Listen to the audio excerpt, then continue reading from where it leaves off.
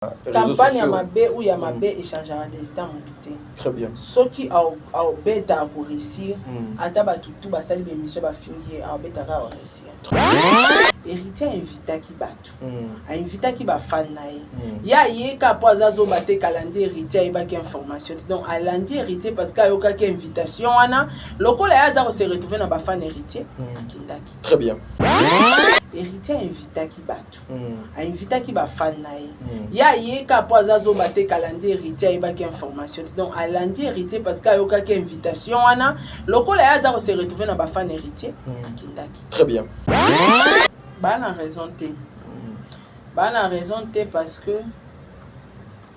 au moins les musiciens va payer sa invitation en général. Besoin inviter Mututu. Très bien. Mais on n'oblige personne. Ok. Batie mundu qui n'a sima ya Mututu. Ok. Il faut qu'au kende carnaval héritier to pour faut kota ka stade. Okoki okende. Okoki pe rota la technologie le logo de changer nango. Donc matato kitata na kete na ota na ngaye na réseaux sociaux pour ba live kozala ba direct kozala nango. Les accidents et commis mais ba koki pe ko attribuer on a artiste été. Mais quant à l'artiste ndé avec une bonne foi a koki ko apporter soutien na ye na famille wana parce que muto a fait za fan na ye. Vous êtes sur Top Media TV. Voilà, merci. 2023, hein, 2023. Soyez la bienvenue, notre année 2023, mesdames et messieurs, les abonnés de Saratola Télévision, les abonnés de Top Media Télévision. Nous sommes en train de faire notre travail dans les soucis, justement, de vous informer. Voilà, Moussala et Bengi Bisso Lissousou, Lelo, Bandeko Balandia, Saratola, le meilleur fan, le meilleur abonné, papa, maman Bino, Bolinga, Moussala, on a PC Bino. Noël et l'amour na banda kuna bino Noël et l'amour na ba famille na bino Noël et l'amour bisika nyonso ezwami bino et puis avec cette grande dame Saratola elle a pensé na structure o munene ba bengi yango bongo majabu gospel majabu talent ezali compétition munene ya bana na nzambe rendez-vous ya bana na nzambe bisika boni papa Roy na mama Mariam bandima kozwa charge ya ba oyo bazali na message pour éduquer, pour apporter un plus na nation na o étali sur le plan spirituel basale la bino structure oyo Saratola lokola majabu ezalaka sponsor officiel ya chaîne na ye à lobby pour la bonne foi pour manifester bolingo oyo à témoigner affection na ye engagement na ye na structure oyo yango asali yango na no panon pour na ko souhaiter yango bonne année. Majabu, talent, Majabu, gospel. Voilà, mesdames et messieurs, Boindeto Banda émission Nabiso. Mais de l'autre côté, vous savez, Azala Nzungu Akala, Azala Kaya Sikate Yakala. Mais et ça la basso Sakitoko, vous savez. Il s'agissait bon Nzungu Otozo Kobenga. Sponsor aussi officiel Yajim Magic Adassa. Bisika Boni, les femmes se retrouvent, les hommes se retrouvent pour nous avoir taille na yo, yamalamu, yamalonga, tala bisika okoki komi sala, maman, papa, Jimagique Adassa yangwana, grâce ezo kolongwa par rapport au système Hermon Fotombola libumu, Hermon comme ambwebele bele, J oyo soko meli yango papa maman ozali mobimba ozali à l'aise. Je dirais un grand merci na bino ba union so bo accompagner kibiso na année 2022.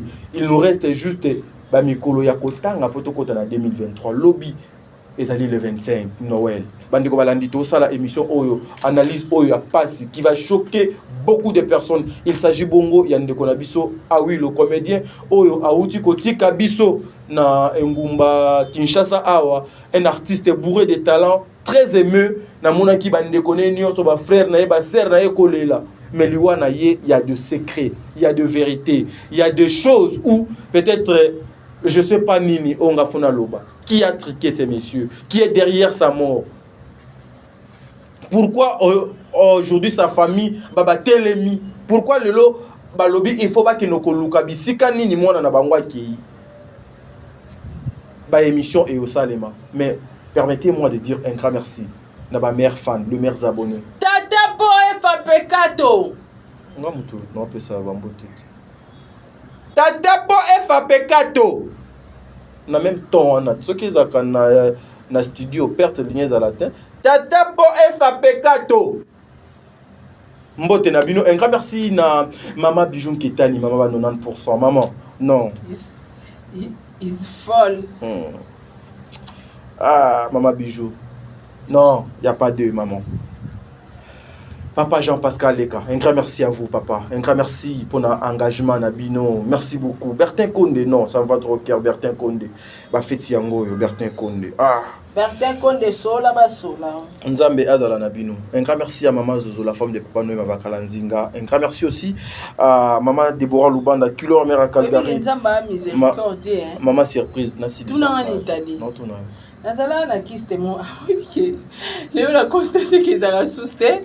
Ah ok. Gloire à Dieu. Nazala na mo Ok. Awa. Mais Natal appelle Iboro dans la suna idée sko na eba so na cheboé. Au monde et Mati Mwangomba. On dit si là on peut kala na ebité. Dieu est bon. Mais parce que tu es toujours souvent avec un serviteur de Dieu qui s'appelle Tadingalapa. Voilà. La connexion là, des fois, lorsque je parle au nom de Jésus, le bon Dieu touche, il guérit, il donne des solutions. Vous manquez un respect. Bisika ma malformation est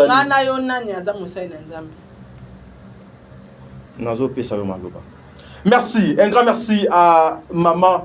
Maman Fifi Wechi depuis Mboka Bapaya kuna un grand merci na maman Yvette Mbangu bino ba union so bolingaka émission au président bébé maman Nathalie Nana Musibo Angelos Karwan Angelo Ankolo ozali Angelo yango pe ba pesa kombo na yo Angelo un grand merci na Sol Mbemba ya ba Sol il faut luka kimia Sol Mbemba faut luka kimia soki kimia ezate mabe ezalaka un grand merci aussi na Madeleine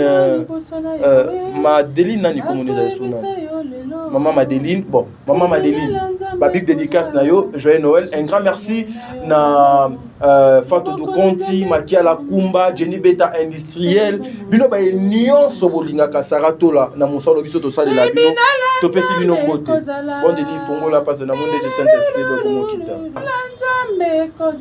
Saratola bonjour.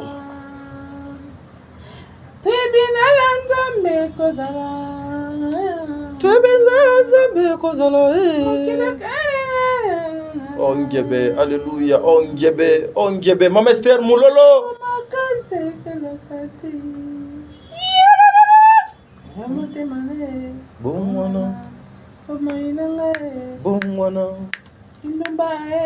Bon, ba vidéo, mitakala na vidéo, longola.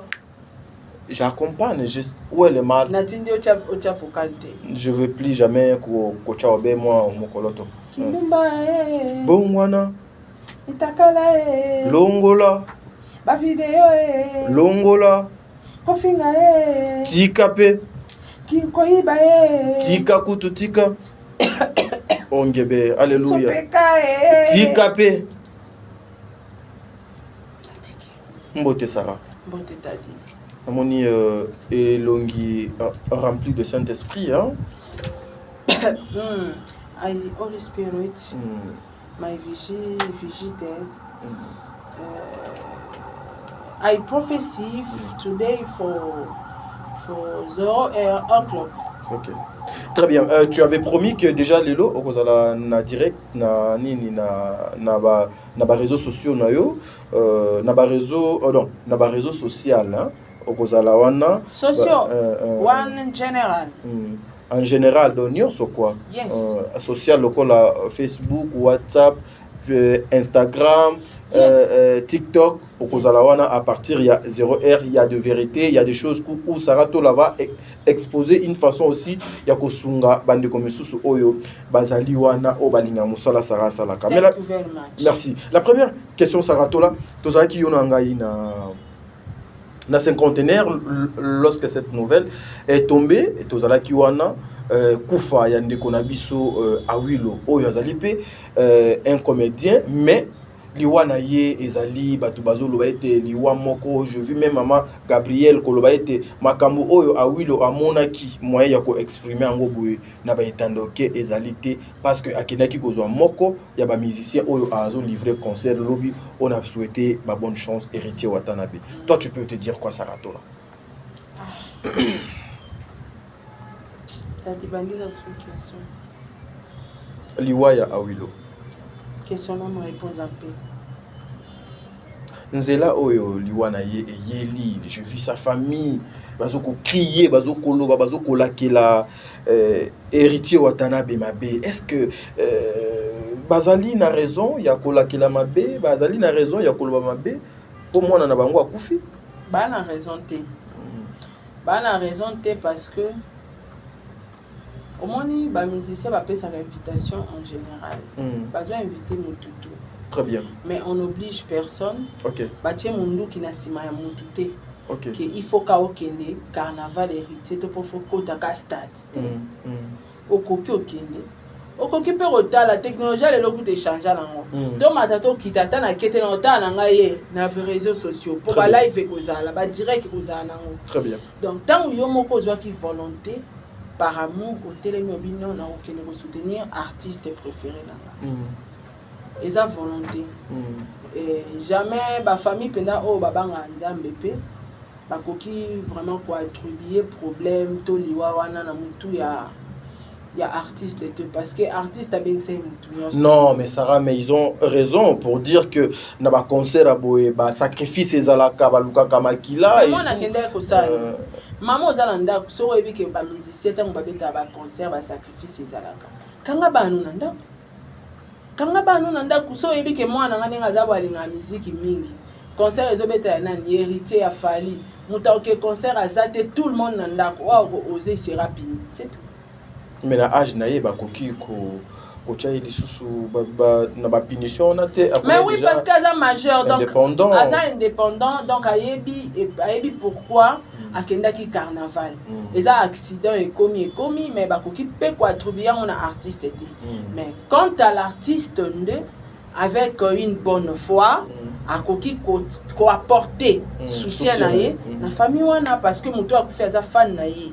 Eza fan oyo andima qui a risqué aya à ça la carnaval à soutenir hier. Très bien. Ndenge pas ko ça la corrozong ça sincère wana la famille ndeko awilo. Mais moi j'apprends il y a un frère ou la chaîne nanga et ils ont les cas live mon sala qui pour dire que awilo depuis il y a ça la accident wana ti ba kotisa wana ba facture ça li ba plus de $2000 oyo bazali incapable de payer ça même mutu oya kinaki ko soutenir na komo ya héritier Watanabe atikali ko porter même soutien te même atana appel te pendant que ye ayokaki que moko ya ba fan na ye abukana ki makolo po ayaki ko yamba ye. Est-ce qu'il est censé ya ko apporter toujours soutien na mutu oyo ayaki ko yamba ye et puis akoleli likama?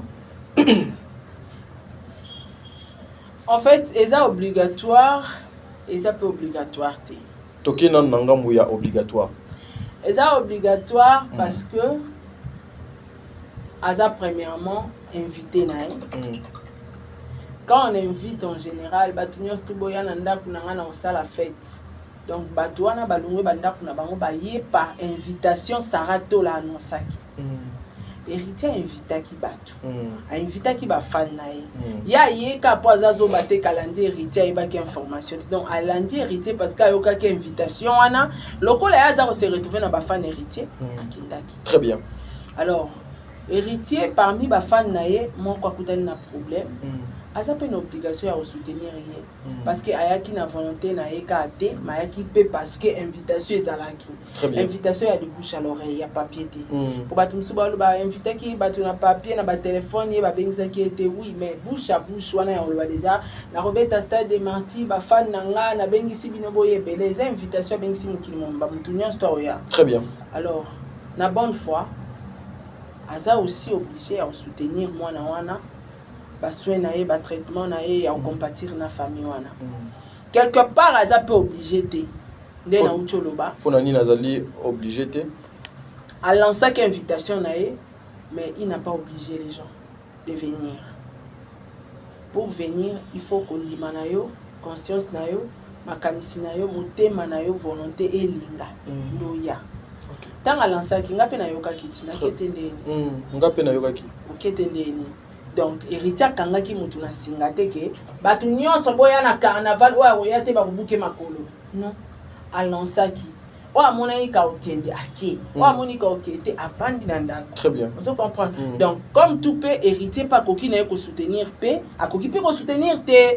Donc il a cité que le roi sera soutenir na eta pesi na mbongo te ba bambe mabanga ba condamner non eloko na lobaki on peut pour na fali. Nazaka na même langage. Très bien. Na lobaki on même pour na fali. Donc fallait koki ko soutenir akoki pété. Mais na bonne foi, le cas bango baza ba éducateur en masse. Il faut amener ma soutien auprès de la famille, oui. Juste ça. Très bien, mais aujourd'hui, il y a un frère aussi qui disait, mais pourquoi les comédiens comment va complexer il y a des musiciens. Souvent, ceux qui sont musiciens, ils ont besoin de ça, l'événement, il va toujours utiliser les comédiens pour na kotia bango na plan ya liboso, mais jamais au mona comédien azo zonga boye ba musicien ba ke ko yambaye ezalaka nini parce que ba yebaka valeur ya musala na bango te ou ezalaka parce que ba musicien ba kana mbongo ebele koleka ba comédien ba sombaka bango matériellement. Mona mutayebi valeur na été juste valeur. OK. Ngape nazara mutandengo anati mise moko ya nazupe makona nga minene oyo kwatulu ti aéroport OK po yambie bo risquer ba vinga risquer ba vie bo risquer pe ba vie na suka longo pe gratitude. Très bien. Tom soupe belé wana ba yebi na bon neti o wana pe biso héritier yebi na yété vous comprenez mais au risquer quand même vie na OK au profit. Alors tant aux autres que nous sala likambo il faut mieba déjà oyoza talingane na zabu ipona ko yamba mission aéroport tana mutu na ona lia kimbo na zuika to kubianza et puis il faut na ba condition de sengeli ki kala to sala ki ngo fele. Très bien. Et so moninga bina lelo nde na mieba o ngana za na ke ko yamba mission na njili wana katu kubianda obligé ekotaki lekaki. Donc peut-être ba futai bango peut-être un peu cas complexe, peut-être un peu bami ba o bazate.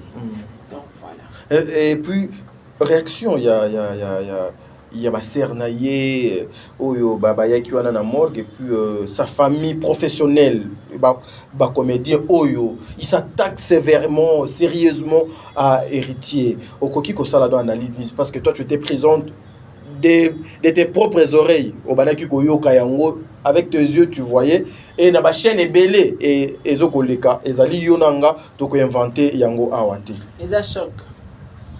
OK eza choc baolo bango sous la colère et na c'est à choc ne ba perdre mutu na bango. Très bien. Mais na kati wana penza na mona nga place au condamné per héritier te quand non et ça volonté et volonté on t'a lancé demande na ye oya aye oya te aye te et ça volonté mais malgré sa volonté na batuana mettons mutayaki a manifester bonne foi na ye très bien kalango ce qui m'a bien comme yo pour faire sa bonne foi et tant qu'artiste et tant qu'éducateur à masse il faut au même soutien na yo na mutandengwana oyo a se sacrifier à l'accès bolingo na pour na yo soutenir yo tant ce soit vana na ndako liwana ngai yati vous comprenez mais exacte qu'il faut ba lapider ba finga e abomi ya sala donc toutefois il y a un moment na vie ba lo so si sinon ko kati se balete ko ba mabanga ndote. Très bien.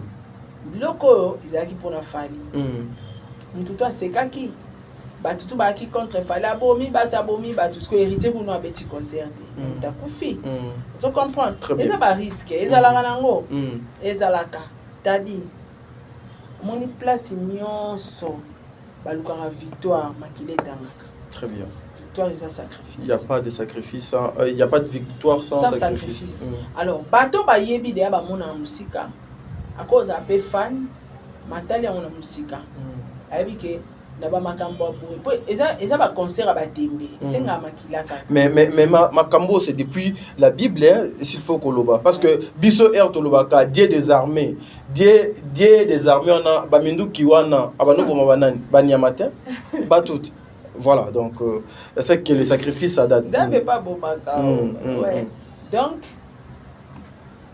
héritier a consoler ka famille wana à rendre bango honnête Le cas bana makoki te déjà. Il me déjà montant ya facture à 2500 on a en facture il y a plus de 2500. Il y a mon c'est ce que j'ai appris. Si comme moi occupé bando compter. Si ba kundaye. Peut-être pour apaiser la situation, azwaka charge à mais ça va. Mais comme singa, il a fallu babela bibemba apparemment c'est qu'il a fallu ba bakufate pour tout le monde noter que vidéo ne ba bimisa mutu na morgue, mutu penda kufi bon. Peut-être que tu as une personne anonyme, hein? Mais le quoi, ah oui, la comédien, la personne anonyme, la star, voilà pourquoi ça on a été pendant les notes. Mais au héritier, ça la caca, à rendre famille en aide, peut-être ma coquille, on a pas foot en haute pour avoir frais hôpital. Ouais, mais aussi, Sarah, tu trouves pas que le temps où peut-être la famille réclame participation, implication, il y a héritier et ça limité. Ils ont dit que peut-être les qui faire monter, concentrer, na Italie concert na yefo ebetama lobby moyen ya ko sala ba déplacement, ba dépenses monsusu. Ils ont tenu ils ont concentré focus sur son concert. Ça pourrait aussi être quelque chose de comme ça. Ouais, ça pourrait aussi être comme ça parce que voilà grand boulot tadi. Grand boulot. Il y a un concert à Simanda petit. Il y a un anniversaire, il y a un mariage, il y a un fête, donc il y a un grand boulot. Très bien. Donc il faut avoir focus concentré, corps, âme, esprit, pour avoir réussite le gazoluka. Très bien. Donc peut-être azalan occupé, c'est dans les lobby. Peut-être après demain, à quoi commander gâché pour avoir le réussite. Pendant les années, on a eu réussite na yazoluka. Peut-être le 26 tout le monde a une famille en Willow. Très bien. Peut-être le 26 tout le monde a une famille en Willow. À qui quoi apporter soutien. Très bien. Donc total nous abunda bitumba na ya lobby. Mais Sarah, tu trouves pas que non pour l'instant et comme le col a déjà campagne moko boyama B pour un concert ya frère na biso eza lobby par rapport ya ba vidéo nyonso ezo ko leka na réseaux sociaux. Campagne ya mabe ou ya mabe échangera destin monté. Très bien. Ce qui a beta pour réussir ata ba tutu ba sali émission ba fingi a beta ka réussir. Très bien. Ce qui peut ba fingi était ba tutu ba soutenir yeso etanga c'est PKT ça destin. OK. Eh ngalo bango ata ba fingi ngandenge nini. Ce qui lobi fallait na lia loso na soso. Non lia kaka. Neti boy. Na bombika. Neti boy. Merci, voilà, mesdames et messieurs. Ouais, t'es tout bon bango. Bande balandi ya Sarah to la télévision. Dans ma finga, ko bama mutu mabanga, ko lapider mutu na réseaux sociaux to ko acharner mutu, échangera destin. Justement, il faut faut battre ba bango. Bachango pe na mitu na bango. Échangera destin. Sauf fallait lobby na lia soso na lia ora. Très bien. Sauf fallait lobby kuna na zo chèque moro et outil. États-Unis. Aux autres, la majabu. Et comment majabu vient d'où? Vraiment, ce faut là, chèque, mon là. Il y a 20 000 balles, il y a 50 000 dollars, il y a 100 000. Et où tu as la majabu? Ma finga, na acharnement, et quand la destin, tu auras chèque. Très bien. Ça ne change rien. Merci. Donc, récite à concert héritier et au dépend de la finga wanate. Échec peut à concert héritier et dépend de ma finga wanate. Dans ce bâtiment organisation à salle échec et ça ma finga té. Cause à destin. Ce n'est pas ça les récite. Bâtiment organisation et ça soutient mon tel et mon tel tant que ça destin qu'à réussir. Donc il change à il fallait que chantage avant concert. Chantage au fallait que avant concert. Harcèlement aussi. Harcèlement. Ba message de bibi babi ba comédie mbika. Ce qui stade de ton dit le to suki wa. Donc voilà. Mais aussi Sarah, un mot par rapport à notre dernière émission sur ce sujet d'héritiers qui étaient abandonnés par ses pères professionnels justement après notre émission. Ma père va poster tika. Ba posta qui veut dire que ce qu'on fait ici est comme Est-ce que ils avaient déjà trop tard? Ils avaient trop tard. Ils a soué mon balle de match pe ebi malelo. Le 24 lelo. Bah ouais pour un jour me souster. Très bien, voilà. Ba mise balingana des phrases dans la lobana analyse à chala mwana. Kolanda ba oseka onte. balingana te. Merci beaucoup. Ya ndemo na biso ba YouTubers. Ata osekana YouTubers nene. Zala prudent. Zala ne kana pa wa mulai. Tolingana na biso te. Très bien. Tongo osekana tongo mais yende azana oluka ka sara fa koya. C'est ça le musicien. Ba oseka Voilà, ça n'est fini pour aujourd'hui, mesdames et messieurs. Et Zala qui analyse au biso de Sala qui awa, bande konanga par rapport à la disparition de frère Nabiso. Mais soutenons nos artistes, de près ou de loin, tout soutenir bango. Bazali pe bato o bazo ko teka culture yambo Kanabiso libanda. Maman Sarah a souhaité bonne chance na héritier Watanabe. Frère Tadingala papa a souhaité bonne chance na héritier Watanabe. Olga Mokonzi Yakabelo boss, je te salue. Nani, je sais coiffure. Nous vous saluons aussi. Nzambazala Nabi. Je sais coiffure, tu voulais ce soir pas me battre. Merci. Lobeko de Kalelo. Merci.